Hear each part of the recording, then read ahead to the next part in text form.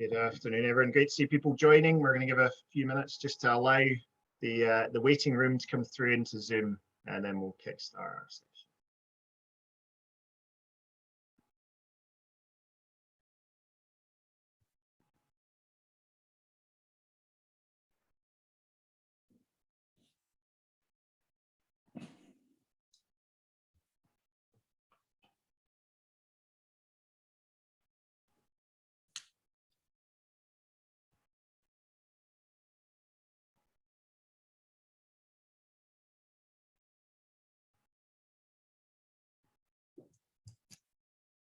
Okay. I'm conscious we've got quite a lot to get through and quite a lot of limited time in which to do it. So I think we'll kickstart there and people will be able to join in as the session goes. So thank you very much for joining us for the first plenary session for today, Friday, the third day of this Basic Income World Congress. My name's Jamie Cook. I'm part of the organising committee for this Congress, and in my day job, I'm head of RSA Scotland. So I've been involved in the basic income work in Scotland elsewhere over the last few years. And I'm really delighted that you can join us for this very important and timely session. We've seen a huge growth and surge of interest and connection into the basic income movement over the last few years. We've seen that through different countries, through different organisations. Here in Scotland, a lot of that growth has been through civic society, through community organisations, through academia, rather than political parties or political leaders. And I think that's given a very important characteristic to that movement. It's helped us to be better rooted into the realities and experiences of real people. But we also know that seeing global leadership come on board with an idea like basic income helps to move it along as well. And that has been through political leaders. At this Congress, we've had First Minister of Scotland, Nicola Sturgeon, contribute into our first session. We'll have the First Minister of Wales, Mark Drakeford, contributing into our final session. We've seen interest from former presidents like Barack Obama and from the Director General of the United Nations, as well as business leaders and many others, that do help to give that presence and that media recognition of much of the interest and energy that's behind this idea. And one of the figures we've seen in recent years start to get very involved in that is Pope Francis. And so today's session is very much to explore some of the thinking that has gone into the work that Pope Francis has been doing in this, its roots in Catholic social teaching and in wider work of the Catholic Church communities across the world, and also to reflect on how that's being seen and reflected in faith communities in different parts of the world, and also in different communities who are moving into countries, whether that be refugee and asylum seekers and migrants in different places. And I'm delighted that we have a fantastic panel joining us. So Austin Ivory, who is a journalist, commentator, author, will be here to start off our session by looking through some of that thinking that Pope Francis has been pulling together. Austin co-authored the book with Pope Francis recently that really puts basic income, amongst many other policy ideas, Let Us Dream, right into the forefront of that discussion. And I think that'll be an important rooting of our conversations today. We'll then hear from Father Sean Healy, who is Chief Executive of Social Justice Ireland, has been a leading figure in the basic income discussions, both in Ireland and further afield over several years. I'm sure he won't mind me saying that. We were just reflecting on his own involvement in the World Congress in 2008 in Dublin. Who'll be able to take some of that and reflect on it within an Irish context, but also in some other aspects of theology and thinking. And then Alison Phipps, who is Professor of Languages and Intercultural Studies at the University of Glasgow, designated UNESCO Chair in Refugee Integration through Languages and Arts, and a member of the Iona multi-faith community here in Scotland, which has been a really fascinating and encouraging and positive space for many years now in Scotland for those wider discussions, not just about faith, but about peace, about social justice. And will bring her own reflections on both the work of the Iona community, where something like basic income, these new social policies might be able to offer space and maybe offer challenge as well, but also I think to fit into those wider issues that have affected refugee, asylum seeker and migrant communities. I'm very much looking forward to this discussion. We'll give some time to each of our panelists to share their thoughts and provocations, and then we'll very much open up to discussion amongst you, the participants as well. So please use the chat function on Whova to share your thoughts. There's a question and answer section on there that you can put in some ideas. and questions to raise with the panel, and we'll come back to those later on and use it to explore. And we are very much looking to have this conversation across faith communities. I just want to acknowledge that Saeed Razawi had wanted to join us today. He's the Chief Imam and Director General of the Scottish Ahlul Bayt Society. Unfortunately, the timing has clashed with Friday prayers, and so he hasn't been able to join us.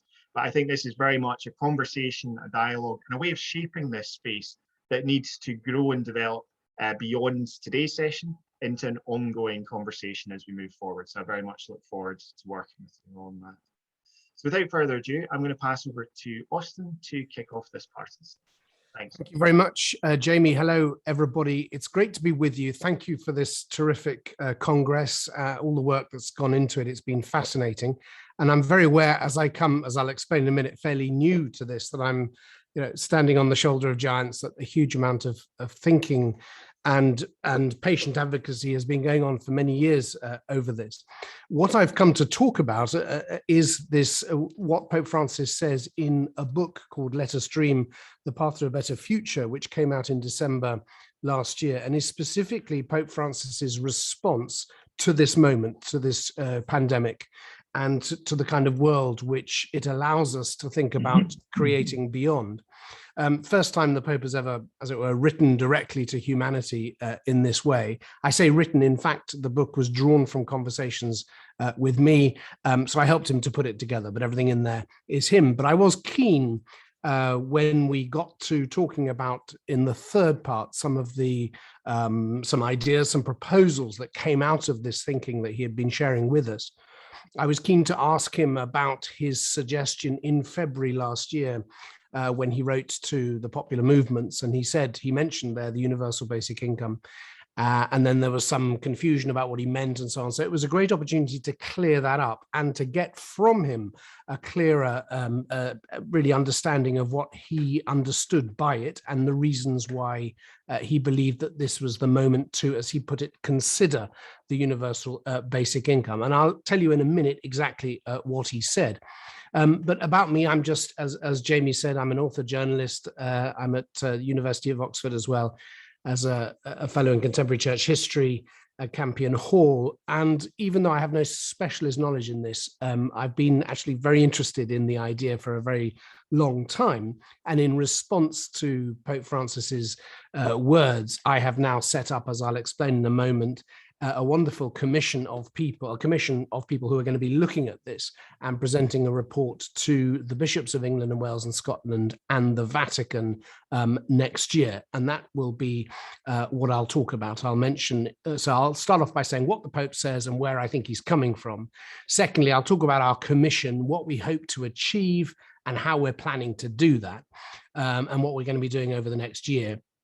And then thirdly, what I think that's to say this commission, and in a larger sense, the church, and in a larger sense, the churches and the faith is in general, how we can help to move this idea forward, to this proposal forward, the difference, as it were, that faith can make to the development of basic income as a practical policy proposal, which reflects also a kind of a changed consciousness or understanding. So part one, his remarks on basic income appear in part 3 of the book, where he's talking about access to what he calls the 3 T's, which in English are land, labor, and lodging, which he sees as being a fundamental question about the way we've organized our economy these days. Do we provide that access to those 3 elements?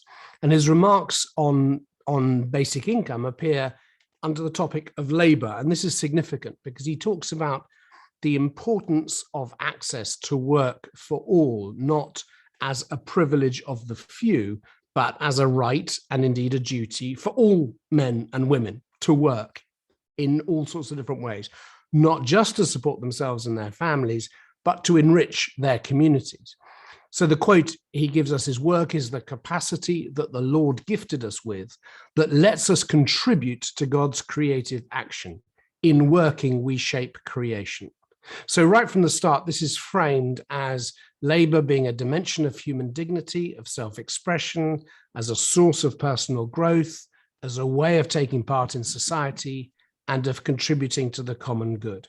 Prioritizing prioritizing access to work, he says, must become a core goal of national public policies in the post-COVID world. Now, he addresses two challenges in particular: the rise of joblessness and the precariously employed, which is no news to this Congress, as a result of all sorts of factors, not least technological developments, but also the concentration of capital. He doesn't get into that, but that's the background. He says, what will our future look like when 40 or 50% of young people, as is the case at the moment, are jobless, as is the case in some countries? He's very clear they should not have to live on welfare. Welfare is not the answer to this, to joblessness and the precariat. And the second challenge he addresses is what one might call the challenge of the mindset of, well, what he doesn't call, but what I think we would all call or understand as a sort of market fundamentalism that sees value purely in terms of shareholder value, of maximizing profits, of price, if you like. So the critique that he's making here is that workers are treated as the expendable element of an enterprise, so that when people become a drag on profits, you can get rid of them. So that's one problem. The other problem is that he says our definition of the value of work is too narrow. Society doesn't recognize work that doesn't pay wages as work. And in there's a lack of respect for the value of work, which is good for the community and that is valuable in and of itself.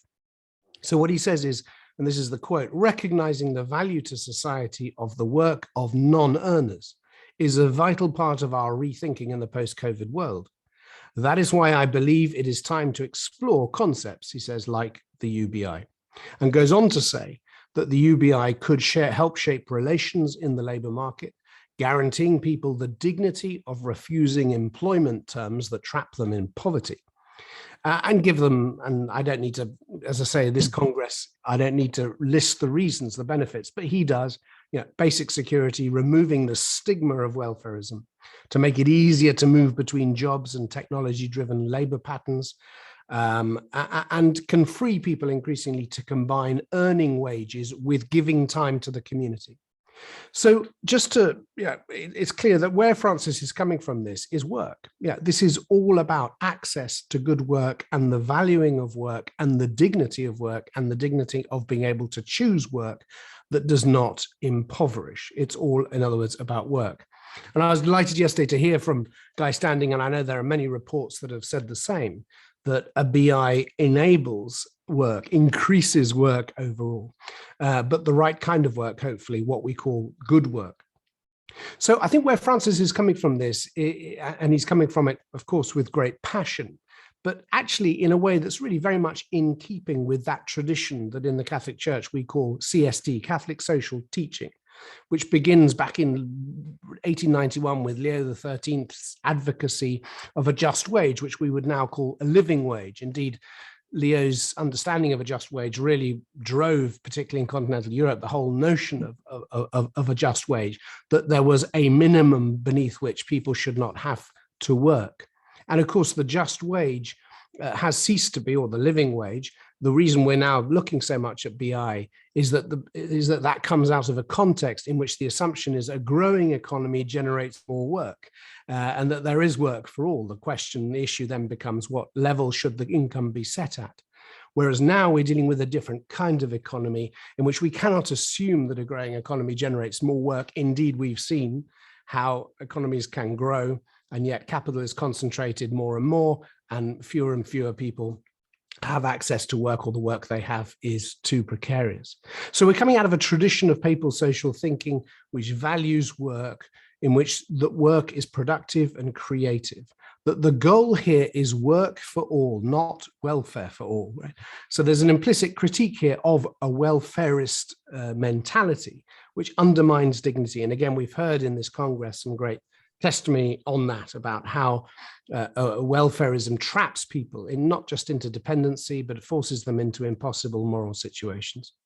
So the Pope, I think, is proposing something that comes squarely out of a tradition of thinking.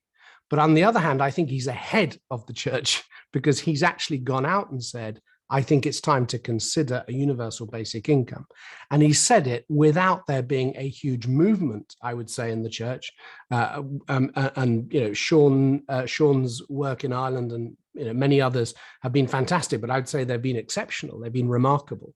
So I think the Pope actually is doing something very important here, which is he's opening the door for others to follow. Hence our commission, which is a response to that invitation to consider the basic income. So we're calling it the Catholic Commission on Basic Income. We formed it recently following a very interesting webinar back in February, which was very well attended. And it was attended by a Vatican representative, Sister Alessandra Smerilli, who heads up the economic dimensions of the post-COVID Commission in the Vatican, made clear she was very supportive. She wants to see this report, is delighted that this is happening. We also had a presence of one of the bishops of England and Wales. This is not an official commission in the sense it hasn't been named by the bishops, but we consider that we have a mandate because of the Vatican, the interests of the bishops, and so on.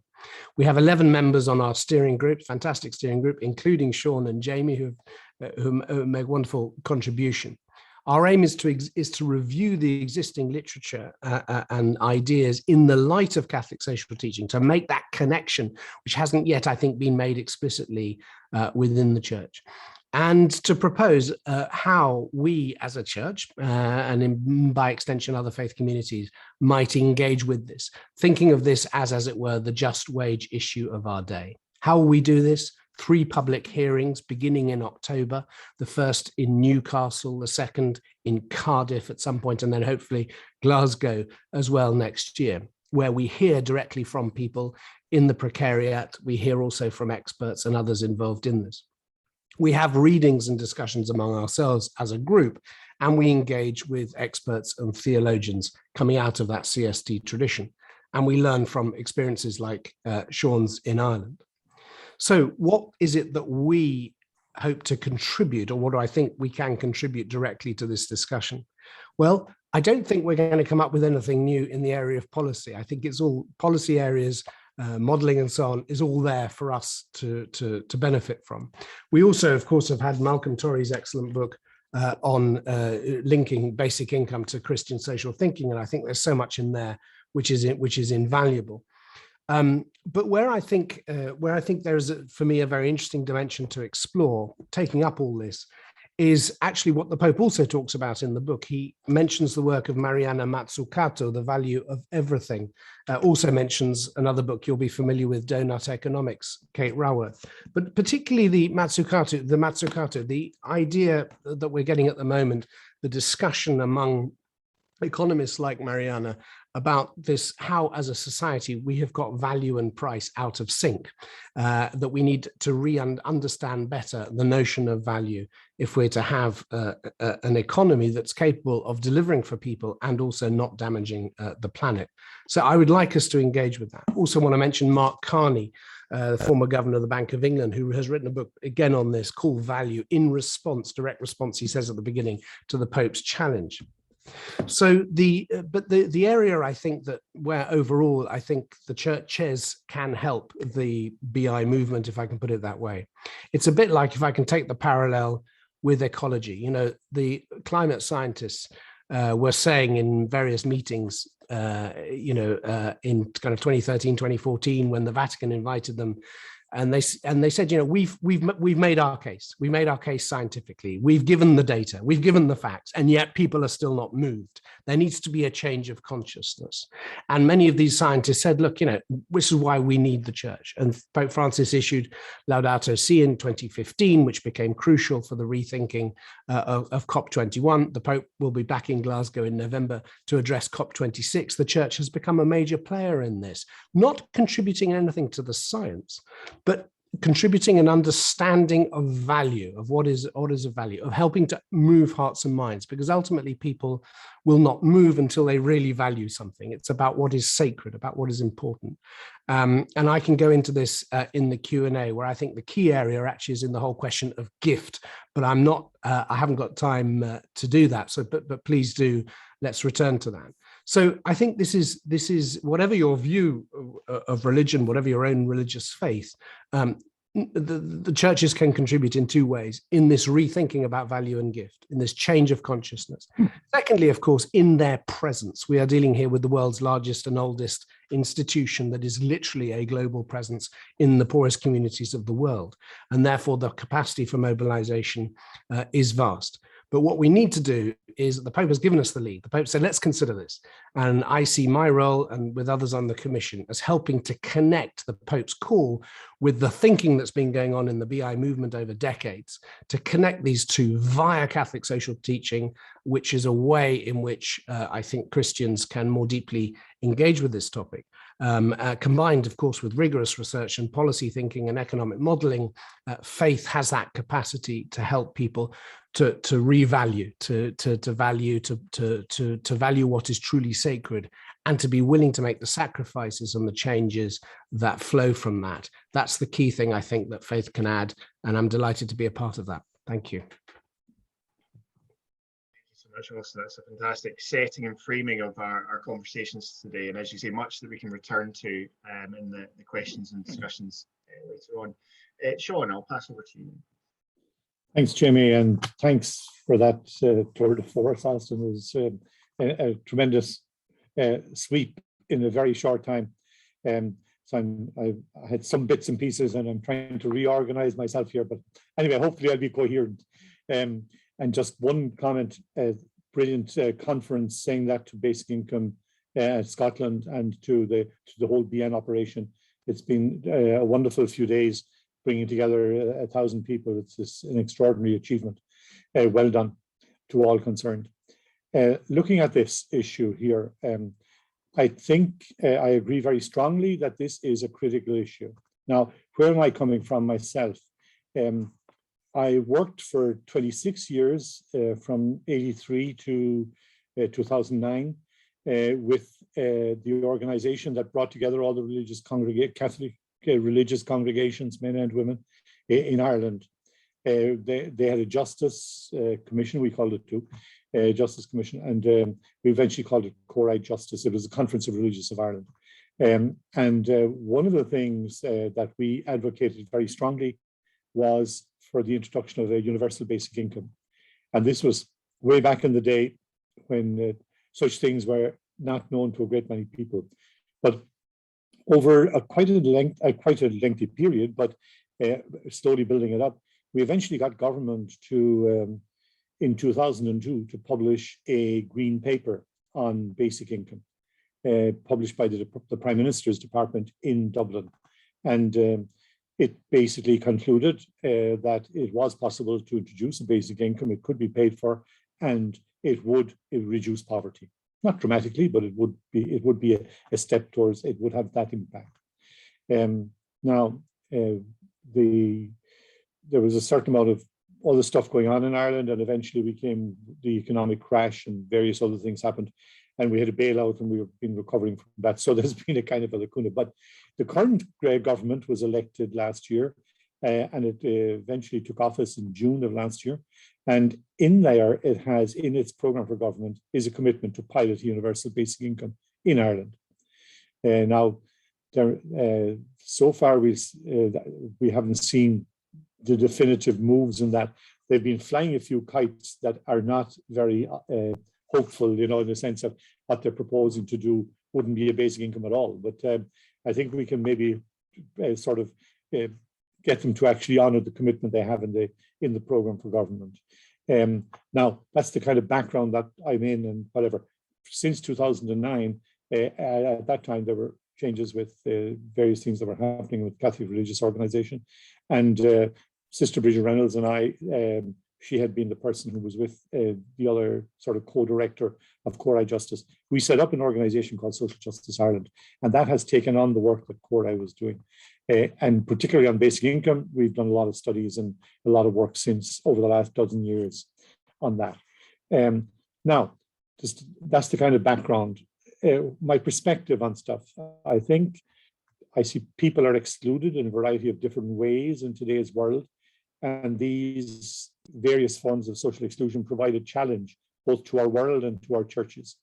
And a great many people today are excluded in a variety of different ways. They're excluded from information networks, from power, from visibility, from identity, from space. Great many of them excluded from the resources to live life that are required to live life with dignity. And these are just some of the important exclusions, if you like, of modern globalized world. And I very strongly believe that this is a critical moment, not just because of COVID, but because of a number of other things as well that are actually happening. We're in a moment of profound change, it seems to me. People are recognizing that the old fallacy about that things we were told endlessly, that economic recovery would lift all boats, that doesn't actually work. We get the economic growth. It lifts some boats do extremely well, but it doesn't lift a lot of boats. And as a result, we have a huge problem with inequality, poverty, and so on today.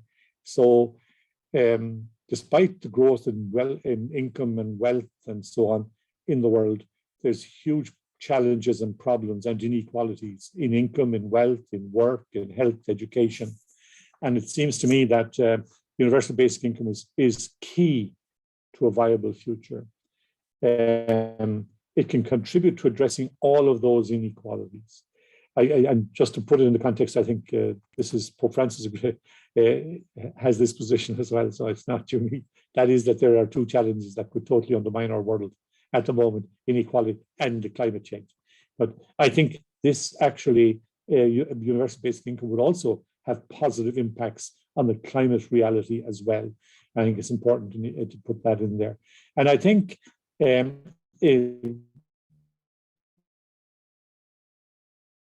it's a moment in which we need real change. There have been such moments in the past, and there have been moments of great change. I mean, people could think back to, in their history, to this huge change that happened after the Second World War, for example, with the whole development of the welfare state, which had been there in embryo and in smaller versions in the half century before the war, or close to half century. But it was immediately after the Second World War that you got this welfare state and the huge amounts of growth, things like the NHS and a whole lot of other things. Now, that particular world, it was kind of undermined, if you like, by developments in the early 80s and the emergence of neoliberalism as the kind of social contract, if you like. And I think we're now facing a situation where people have realized that neoliberalism isn't going to cut it, basically, and we need an alternative. We need something that is different. We need something that can deal with the kinds of problems that are there that we have been talking about. Now, it seems to me that churches could have a huge role to play in dealing with this, because in a way, if you think in terms of spirituality, my own view is that spirituality is sort of the habitual stance of a person. It's what shapes and moves us, influences our relationships, all our relationships, and we relate to ourselves, to other people, to institutions, to the environment, and to the transcendent. And I think there's a dynamic and inclusive understanding of spirituality. That recognizes that every person has a spirituality. And spirituality influences all our decisions. And I think it's very important that to recognize, in one sense, that there are many traditions of spirituality, but that spirituality reflected in this approach, if you like, and that I think is in the Catholic social thought tradition, has something special to offer in this context. For example, care for all of creation is central to the whole Catholic social thought tradition. So too is the whole idea, that quotation out of John 10:10, I have come that they may have life and have it to the full. That is critical, it seems to me. And as followers of Jesus, for example, as Christians, I believe very strongly that we're expected to be life bearers and to reduce the obstacles that stifle life. And Austin has put his thumb on, well, it was Francis too, but you were summarizing it there. And I agree with this, that the critical issue, the core issue is work. And the way I would see it is very strongly, I believe, and this was one of the things that drove me personally into this whole area of basic income, because it has been clear to me for quite a long time that they are, if you like, the situation of, or the offer that capitalism has, that everybody will have a job with paying just wage, or paying a wage that supports the person, or provides a minimum essential standard of living, that commitment or that claim simply isn't viable. And that we are not going to see full employment anytime, not just anytime soon, but anytime. And that, I think, is the direction the world is going in. But side by side with that, Catholic social thought says everybody has a right to work. So we've got to put this together. Okay, so I remember very clearly the date, because its anniversary is coming up, 9/11. That morning of 9/11, Bridget Reynolds and I were on a plane flying to Rome from Dublin to present a paper at a Vatican conference on this very issue. And that's why it was, it got a bit submerged in the whole 9/11 business. So we didn't get too much coverage for it. But the idea was that, like, the challenge was we were trying to address was this whole idea of everybody having a right to work in a world where there weren't remotely enough jobs for everybody. And what we were arguing, and I continue to argue 20 years later, is that the understanding we should have is a much broader understanding of work, that sees work basically, I would think, as anything that contributes to your own development, to the development of the family, the community, the household, and the wider society. So anything that is making a positive contribution should be understood as work. And that immediately recognizes a huge amount of unpaid work, which has been a topic repeated many times in this conference, the whole issue of unpaid care work for children, for older people. There's a whole lot of caring going on. It also deals with the issue of about how do people support communities and drive a whole lot of development in community if they don't have a paid job, possibly in part giving them the capacity or the resources to actually do it. So we have a situation where I think it is possible to have a work for all, but on one condition. You've got to resource it, and universal basic income to me was the answer, is the answer, will be the answer. And I think that's what we've really got to do, to work, put that together. And I think churches are community embedded institutions.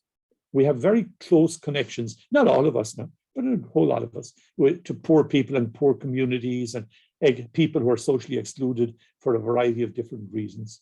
And consequently, I think we can have a role in advocating for basic income. As a Christian and as a Catholic, I think our Catholic social thought tradition, it gives us huge resources to go and do something with, very powerful in this context. In the context of advocating it, I would just simply say, my experience is over the years is that I get two main responses from churches. One is sort of raising issues about, one is kind of very much, yes, this sounds like a really good idea. This is consistent with Catholic social thought. This is good. This is consistent with the teaching of Christ. But then you get another one that says, hold on a minute. Is this going to support a whole load of lazy people to do nothing and stay in bed all day? That kind of stuff, or watch TV and do 101 other useless, as they would define it, useless things, okay? And I think it's very important to engage with that, to recognize it for what it is, as a kind of a fear, if you like, or whatever. I always ask people who tell me that people will do nothing if they get a basic income. I always ask them a single question. If you had a basic income, which was set, we'll say, at the lowest welfare rate or low welfare rate, it's the equivalent of that, but you had it as a right, not as a welfare payment. Would you give up all your other engagements and all your other employment and would you basically decide to live off that for the rest of your life? And I've yet to meet anybody, and I've been asking that question now for 35, nearly 40 years, and I've yet to meet anybody who said yes to that. So it was always a question of not that we'd ever give up work or whatever, but those lazy so-and-sos somewhere else, those people, wherever they are. So I think that, I don't have to take that any further. People know it darn well whether it is. But I think in churches that support the whole issue of the common good, that recognize the reality of abundance in the world and in God's creation, I think we have not just an opportunity, but an obligation to deal with this issue.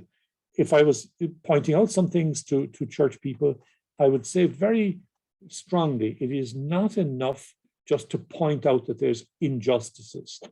It's very important to look at what the alternatives might be, what kind of destination do we want to move towards, and what are the actual concrete policies and initiatives that would move us from here towards there. Okay, so that kind of idea of recognizing where we are, establishing where we want to go on the basis of our values and beliefs, and also on the basis of what's possible within the limits, for example, of creation.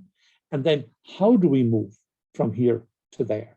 And that, I think, it's not good enough to be simply saying there's a problem, there's an issue, it needs to be addressed, but we don't, we stand back from that. I think that would be a complete sort of abdication of our own responsibility, and certainly not the kind of Christianity that I'm committed to. So I'm probably over time. I forgot to start my stopwatch, so I'm not sure of the time. But anyway, thanks a million. That's great, thank you. And I think that call to obligation, not just opportunity, I think is an incredibly powerful one. Alison, I'm going to pass over to you now. Thank you so much, Jamie. Thank you, Austin. Thank you, Sean.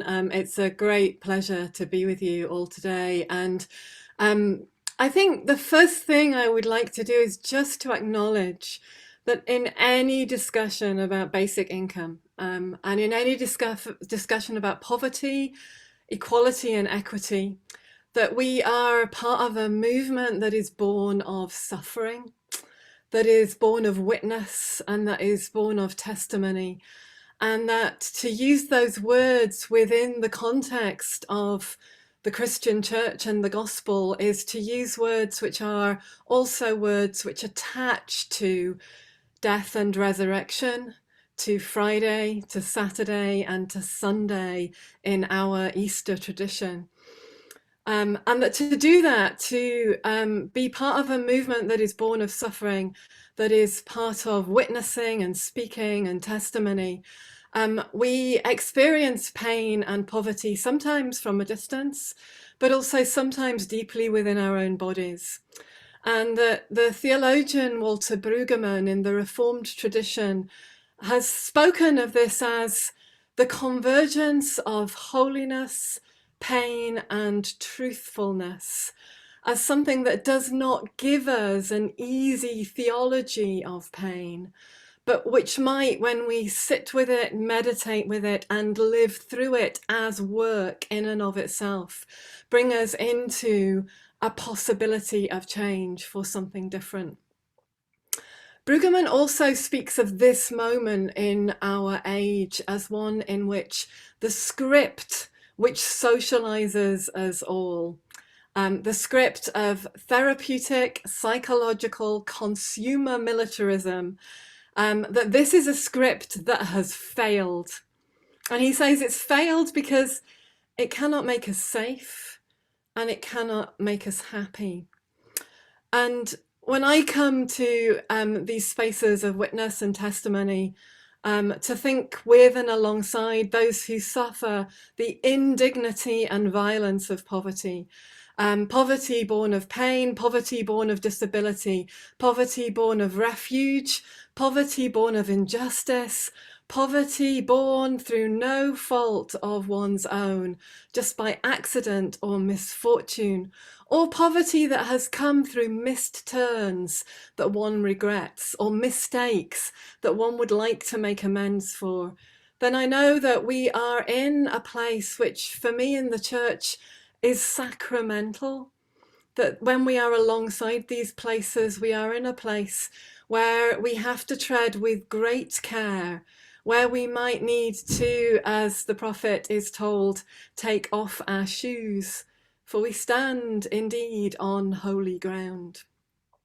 And I want to say that to start with, because I think it's really important that we don't come to this place as easy or as academic, and we don't lose sight of the people who are seeking to live with greater dignity than the ways in which those systems and structures of wealth and greed that we are part and parcel of have excluded them from, that we don't see this as something that is somehow at arm's length for us, but we also come to it in a spirit that might be confessional, that might be one seeking forgiveness, that is one that acknowledges our own place within that collectively and also individually, and that might look to turn again from those ways and piece by piece try and set something else up. I loved, Sean, what you were saying about the need for a great change to come upon us. Within my own tradition and within the life of the Iona community, an ecumenical, international and incarnational Christian community of which I've been a part for the last 20 years. There are probably around 280 members. The community is well over 75 years old, and it was born from a moment, a kairos moment, as we often call it, a moment where these moments of pain and holiness and truthfulness converge and make change come in the 1930s, when our founder, George MacLeod, who later went on to be Lord MacLeod of Plenary and who was a moderator of the Church of Scotland, but our founder, George MacLeod, was so broken himself by both his experience of the trenches, the First World War, and then the unbelievable poverty of the 1930s in Govan, when the shipyards closed, when the trade union movement was being born, when he was sitting by the bedside of men and women who were dying of starvation. And he just saw that the church was failing when all it could offer was holiness within inside its own walls. And he prayed these words. He said, "Take us outside holiness, Lord, outside, to where soldiers gamble and thieves curse and nations clash, at the crossroads of the world." And it was there that he realized that in order to adapt to this kairos moment, to really do something practical within what is a very Presbyterian tradition of what we often laughingly call muscular Presbyterianism or muscular Christianity within the Iona community, but one that got itself dirty, got down in the dirt and really rethought labour. He needed to allow those who were unemployed and those who were the trained pastors and ministers of to the flock to work together on a hard common task. And that's where the Iona community was born from the rebuilding of Iona Abbey, and from an experiment in living in community and on living in what we didn't then call a basic income, a universal basic income, but which was very much in the 1930s and 40s an experiment in that, a way of living on gift, a way of living from what might literally wash upon the shore and be sufficient on Iona to be enough to rebuild the Abbey. There are many stories of how that happened, including the rafters that are part of the refectory roof in Iona Abbey. And those stories continue to the day with the rebuilding of the Abbey that has happened. But out of that experience of the common life, people realized that there needed to be a new way of understanding how we live with resource, the resource of time and the resource of money. And so within the rule of the Iona community, the fourfold rule of the Iona community, the central thread is around accountability for how we live with the world's resources, that we account for the use of our time, we account for the use of our money, and we account to one another for our use of the earth's resources, for carbon, you might say. And we do this in small groups together. And from that, we will give, yes, the usual 10% of tithing, but we will look carefully at that. And those of our number who live in poverty, and there are many, we might encourage not to give the full tithe, but actually to make sure that they can sufficiently care for themselves and for others, and be part of the dignity of also being able to live a full life, life in all its fullness, as Sean was reminding us. But that those of us like myself and my husband who might have good professional jobs and live on well over the average income, we might be encouraged to give more. Through this mutual accountability, my husband and I, under the rule, have decided that for the last 15 years, since our income exceeded what is the average income for a household in the UK, that we should set that as our base and give away the rest. Now, that's not the same as a universal basic income, but it's done something really interesting for our lived experience, a lived experience of living in faithful commitment to what God says will happen if you honor this, if you give, that there will be fullness and abundance, and that you will be able to be a little more like the lilies and not be anxious about tomorrow, not have to worry about where things come from. Because in being able to live a life that is a life of giving, we've also lived an extraordinary life of testimony and witness to what it means to receive in those times where we too have been in need.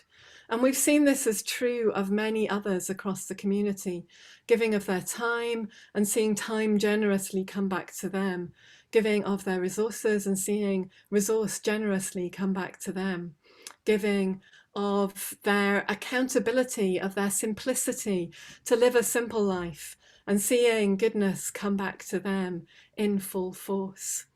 There's something really important about saying that the kingdom of God is here and now, not just to come. Something important about living it and saying we can live this alternative narrative here and now.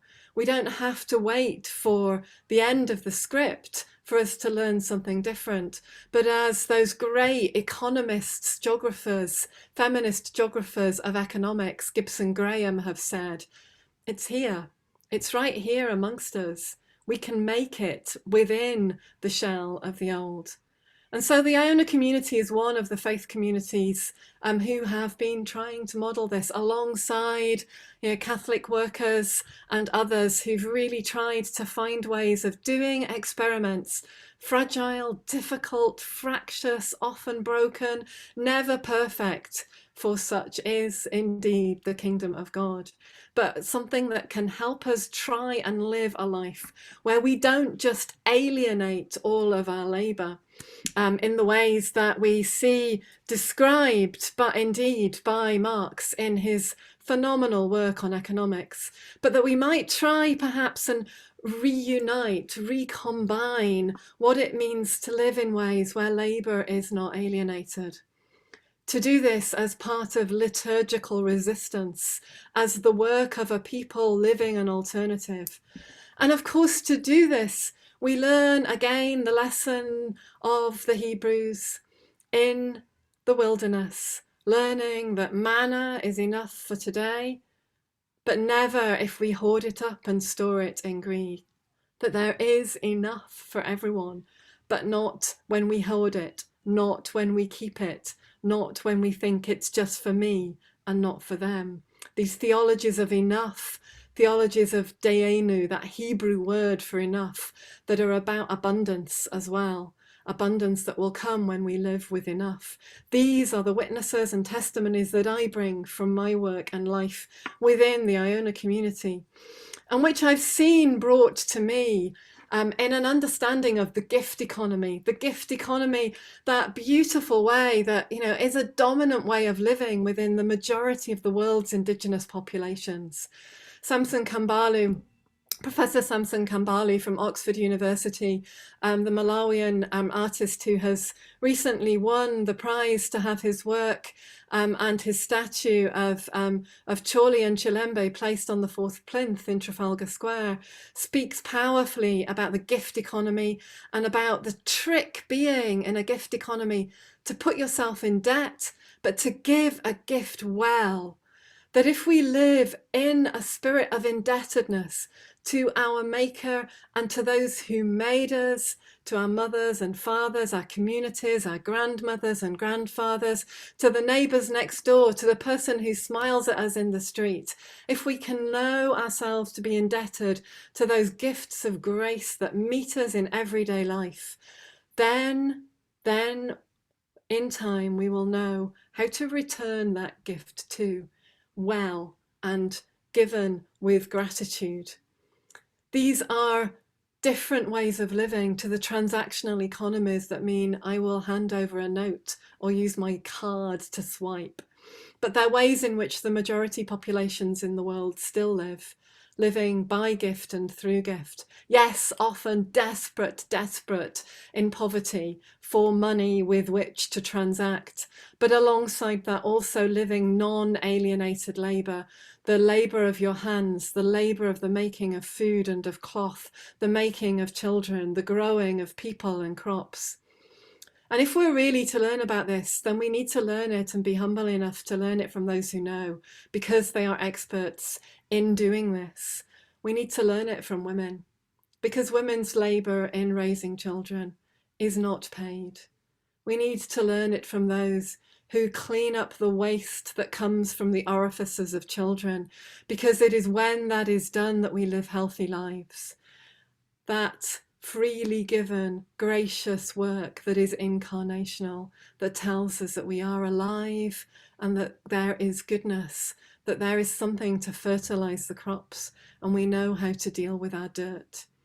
That work that we might learn from those who are seeking refuge amongst us, and there are many seeking refuge amongst us who have learned what it means to lose everything, all that is tangible and all that is solid, who have seen it melt into air as they have fled, and yet have pieced together again great gifts. Throughout the pandemic, as somebody who's over 50, it's the refugees who are my friends and in my midst and in my family who have brought their goodness and grace to me. We know how to live in a pandemic. We know what lockdown is. We know how to live when we're detained. We know how to be. We know how to share. Alison, what do you need? Alison, I've left injera on the doorstep. Alison, can I give you a call? Are you okay? Are you okay? Gift, gift, freely given, gift. These are the people who have the words of eternal life. These are the words of eternal life. Freely given, part of what a universal basic income could release into the world. Something that would indeed free people to pursue talents, not money. Free people not to think they have to get a job that will pay well, but that they can get a job where they could also go into further education and really be empowered. It might bring us intergenerational justice, where instead of seeing the pension funding that supports the older generation today in the rich countries of the West at the expense of the young generation who are being sold down the line, that instead there might be intergenerational justice where young and old can be united in a common basic income, a common basic material experience of what it means to live when you're freed from that anxiety, when you can be like different kinds of lilies. Within the Iona community, we've also known that we need clever admin systems and clever taxation systems to do this.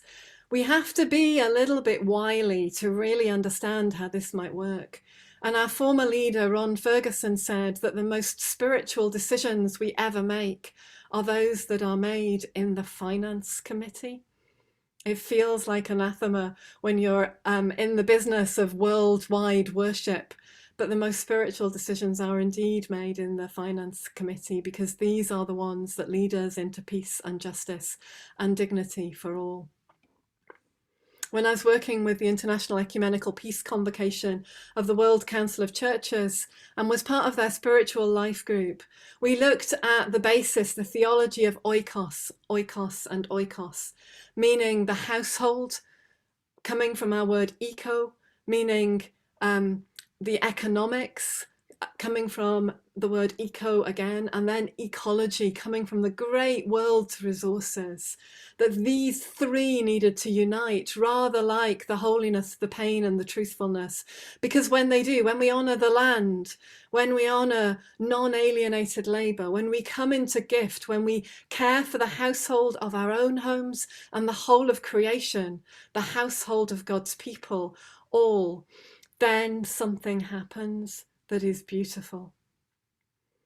Brueggemann also says, when he's considering liturgies of resistance, of which basic income is a part when it's lived out in truthfulness and difficulty, that there are three dimensions that we need for change. The first is the public expression of pain. And as part of my work as a Poverty Truth Commissioner in Scotland, we were part of publicly expressing the pain of poverty, the indignity of poverty, of not being able to have enough money to buy a school uniform to send your children to school, and seeing them coming home with black eyes because the bullying that lack of a uniform had produced.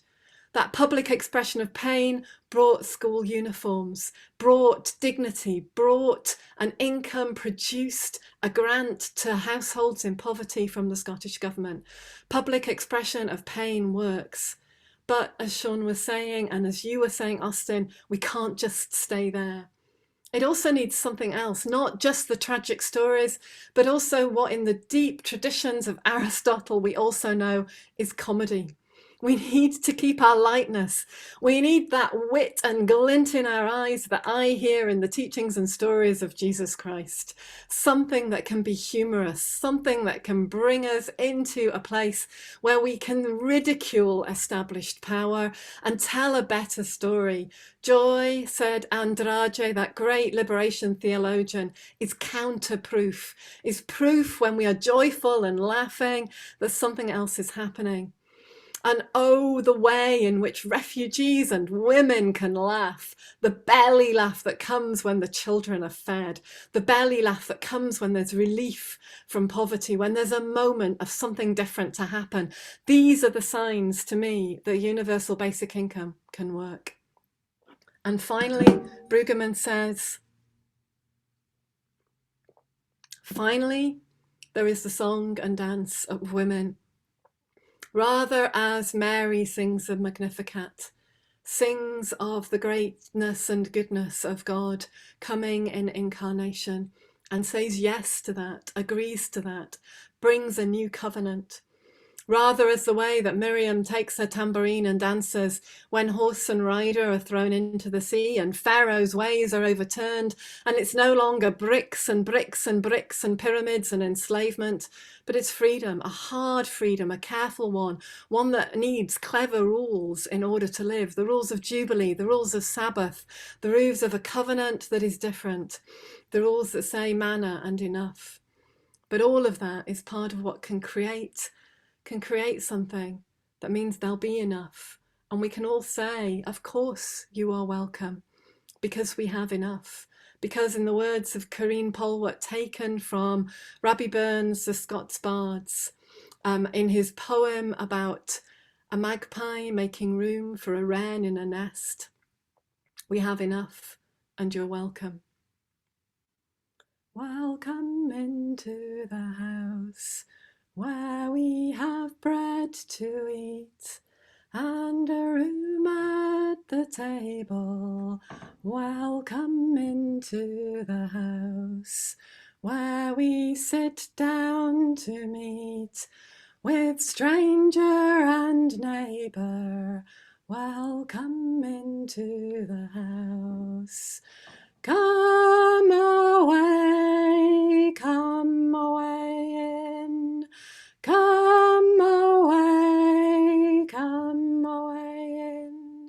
The storm it is rising, but will hold back the wind. Come away in. Thank you. Thank you so much, Alison. A real call to action there, as well as the joy and creativity that you talked about. And I certainly appreciate one of the things we've tried to see throughout this Congress is that role of the arts and creativity. So thank you for bringing some song to our discussions here. I'm very conscious I want to open up to some of the questions that have been shared on Whova just now. Certainly for me, I think so much to digest from what you've all shared there around that, it seems to me, critical role of empathy. You know, Sean's idea, I was saying this to someone earlier about people talking about laziness or others will waste money and yet never thinking it for themselves. It's how do we connect to the others? How do we understand that shared experience that we have? And I think, as again, we find out so much from this Congress already, it's about making sure that those voices are heard from across communities, that it's not an echo chamber, it's not the same experiences being shared, but that we find those multitude of experiences to shape and to bring that value and dignity that you all talked about.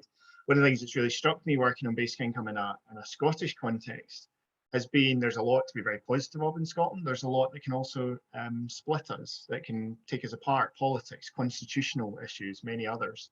And actually this dialogue has been very much one that's been about different political perspectives, different constitutional perspectives, different social experiences. And I think bringing the different faith experiences and thinking into that broadens that conversation and discussion. So an awful lot for certainly I'll be going away to digest after this. And I'll share a couple of links in the chat function afterwards. There's certainly a fantastic series from the Berkeley Centre at Georgetown University, which took responses from different faith communities towards basic income, which will hopefully feed into these discussions as well.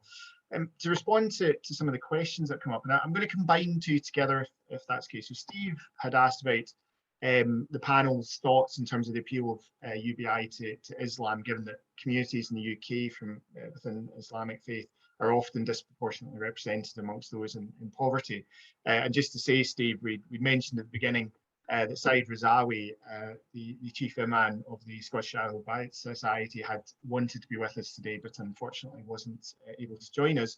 But obviously, whilst not being an area that I would claim any expertise, I know that the Islamic tradition, particularly around zakat, really tie into that idea of kind of obligation to others that I think would very strongly feed into this as well.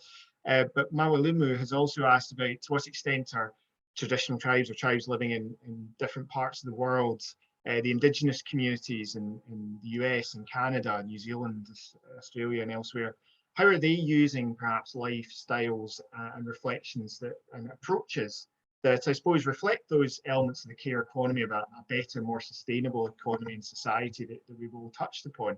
And I suppose maybe from your own experiences of working with different faith communities, have you seen examples from others that we can bring into this conversation of where some of these practices are being brought to life and actually lived in reality? So I'll just open up to the panel to see if there are any examples you'd like to share this.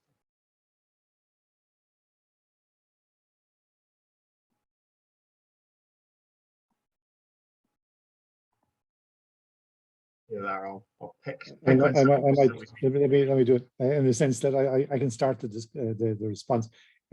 I spent 11 years of my life in the north of Nigeria, working there and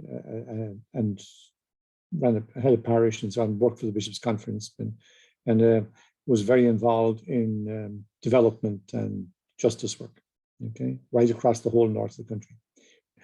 I lived where Boko Haram are today in the Kaduna State, Kano State. Two things. It seems to me, yes, that there were certainly all sorts of practices and priorities that those people had, those local tribes and so on. And they were different from each other too, but they had lots of practices that were very positive when viewed through the lens that we're talking about a world in crisis, about priorities that forget about a whole lot of different things. So, for example, family was very important. Looking after children was very important. And minding the land was very important. Like they had a system whereby nobody actually owned the land, but that got wiped away through the political system and whatever developments in that space.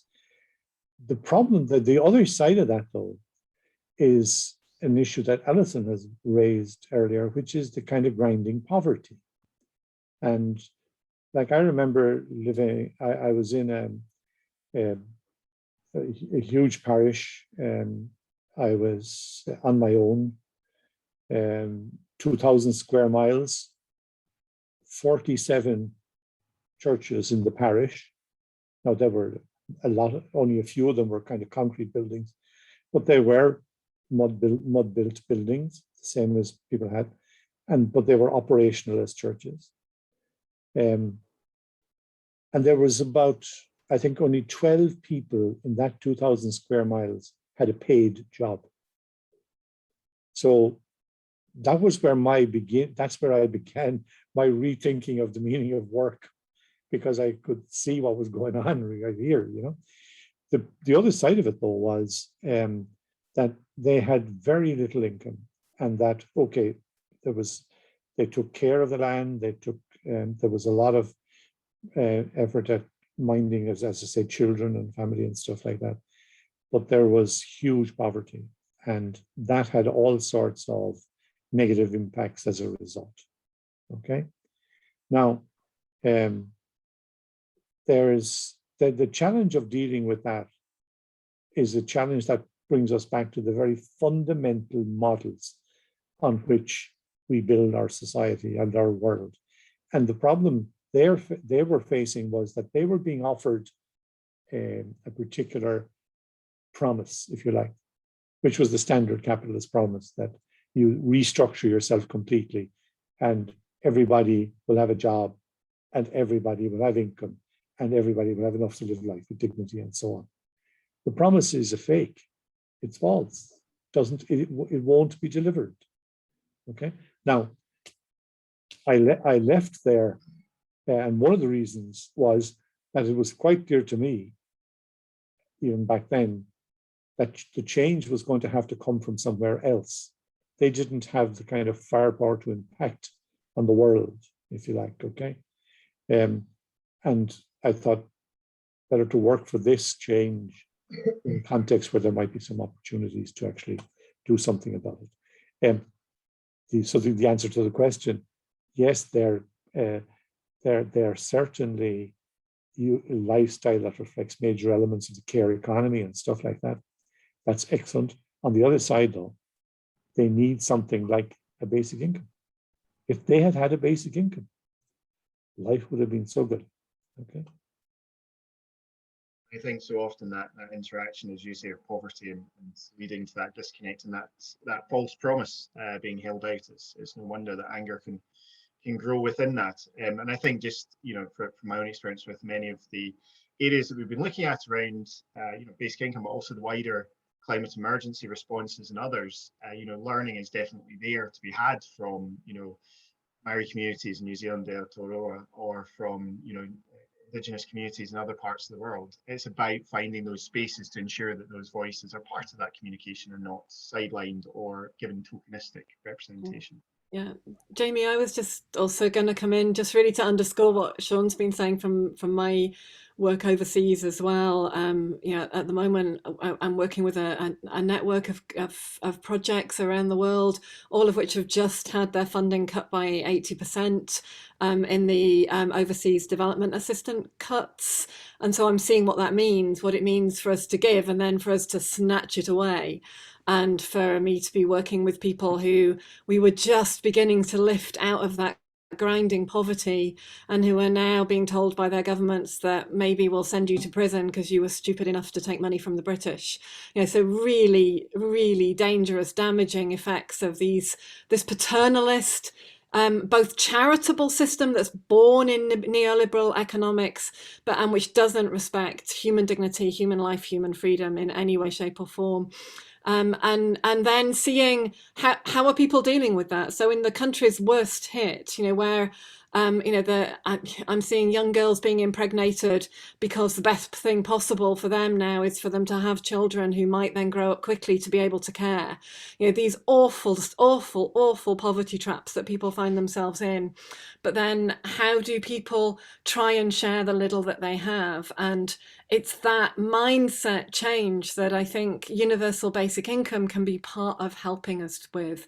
And as you were saying, Jamie, in Aotearoa, New Zealand, I've spent a lot of time over the last few years, particularly with Māori communities and those who have been seeking justice under the Treaty of Waitangi, which has meant reparation. It has meant economic reparation. It has meant being given the money with which to build an infrastructure, Sustainable Development Goal 16, good, solid institutions, according to Māori philosophy, according to whakawhanangatanga, according to the principles of a koha, of a gift that is given and received, but fundamentally, and again what Sean was saying, fundamentally respecting the land and understanding the land as a human, almost like a living ancestor amongst us who gives and is part of that. And for me, that fits beautifully within some of our theologies of the Trinity, our theologies of creation, the honouring of creation that is done, the belief that you will not take what is not yours. You will not take more than you should. And that somewhere underneath that, the idea of a basic a universal basic income really fits nicely. And I think if the more we can listen to those experiences of Indigenous communities and understand how people have survived despite the worst exigencies of global capitalism, then the better we will all fare in future, and we may have a chance. Excellent. Yeah, I'm very conscious we're coming towards the end of our time, so I'm going to combine two final questions together that have been shared with us. And I suppose this is to reflect on the fact that theology and church communities, faith communities, structures, as has been touched on, these are opportunities for change, for driving global opportunities for new thinking.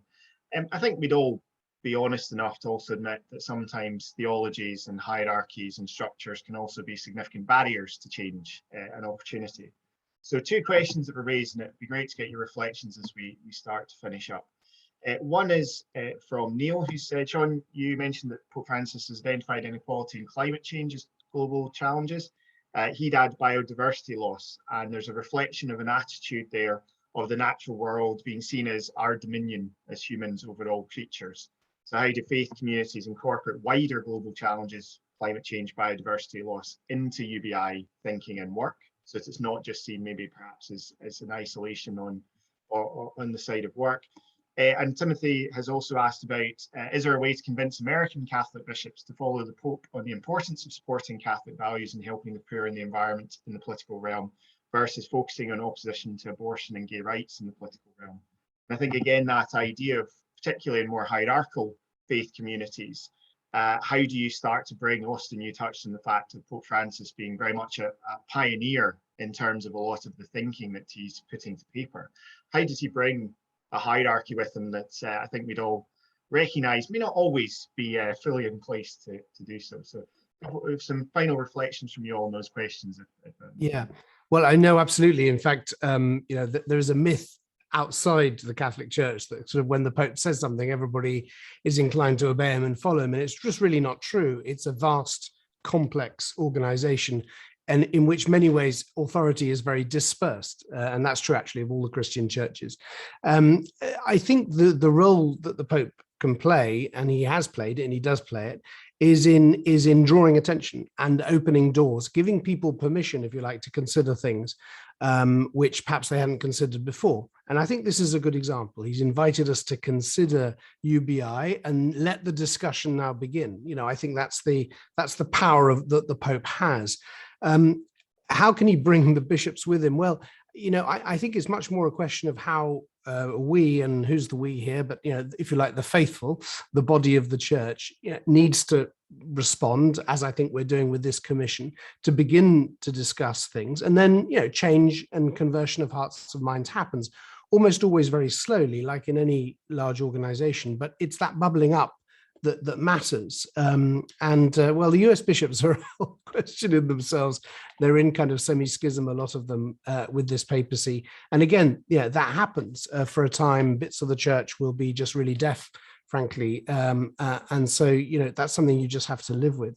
But my own sense is that that actually the real game changer here, and it's been touched on by Alison and by Sean, and indeed in these questions, is in that nexus between the need for a new kind of economy that regenerates the planet and that includes the poor. It's the link between that, which has now become core, if you like, to the Christian concern, and between the link between that and UBI. And in fact, I think if those two can come together, and I think some of the most fertile thinking around this brings the two together, then I think the church is going to be brought, because the church is increasingly very much behind the rethinking engendered by the climate crisis. So I'm very hopeful.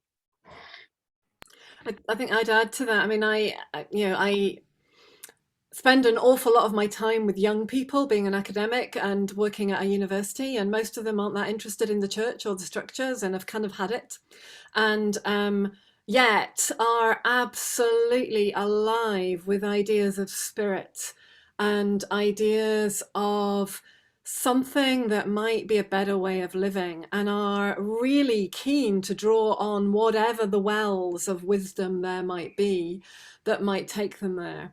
And without a great deal of discrimination. And so, the years of systematic theology are suddenly leading to something that is very organic, very holistic, very slippery and scary, and often without easy definition, and really odd, peculiar bedfellows being made, which is always part of the ingredients of Renaissance moments in Renaissance thinking. So, at the moment, I find myself just going with the flow and seeing where they lead, and finding it fascinating as an observing academic, but also just loving those synchronicities that we can find that might come with enculturation. And what most excites me in this nexus, particularly around young and old, between the institutions and the movements, the global movements for justice, not least the refugees welcome movement and the climate movements, is the coalescing around what is good and just and beautiful, and a kind of refinding of a language that I might associate with the language of the prophets, and the language of the Gospels, but which is being made again anew and afresh. And I was really hearing this when I was listening to the poet Jericho Brown recently on the podcast that Krista Tippett does on being. And he just said this. He said, if you're really good at hurting Black people, you will indeed hurt the environment. I promise you. And if you're really good at hurting women, you are probably really interested in war. And to me, this movement, this change that we're seeing here, Black Lives Matter is also part of it, of saying we have to find ways of living less violently, moving into an understanding of what nonviolence is. That then merging with the new economics, with universal basic income questions, with questions of how we tread lightly on the earth, and merging into a kind of renewed interest in ritual and ceremony and liturgies of the public space. These, to me, they're we're seeing through a glass darkly. They're barely discernible, but there is enough there for me to not abandon hope. Thank you. Sean, a couple of minutes from you, and then one final thing to say. When I was talking about climate change and inequality, absolutely biodiversity is part of that climate change issue. I'm using climate change as a kind of a code for that whole nexus of issues, rather than start ticking them all off and that kind of stuff. So absolutely central to the whole issue of climate change is the whole issue of biodiversity, and all the rest of the environmental issues that come out of that in terms of growth and degrowth and a whole lot of other stuff. thank you. I'm conscious the time is up, Jamie. I know, and I'm sorry. I would love to keep this discussion going all day. I know I'll get in trouble from our organisers if I do.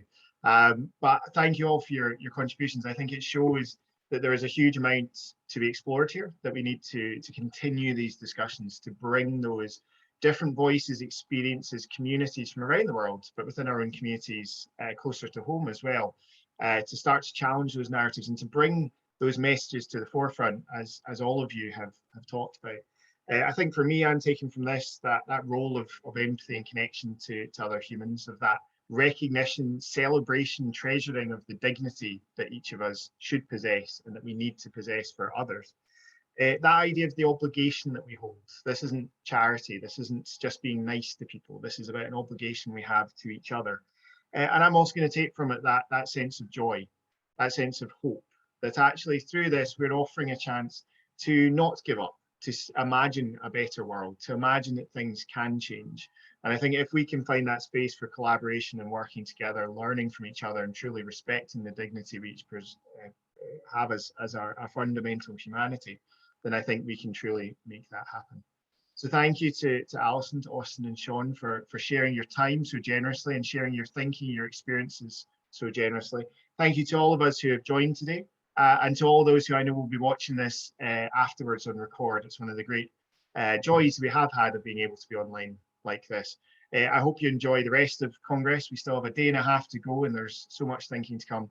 And I'm sure I would certainly be very happy to continue discussions with anyone who would like to do so. You can get in touch with Huva and hopefully we'll take this forward both through the commission that Austin mentioned, but also through future activity.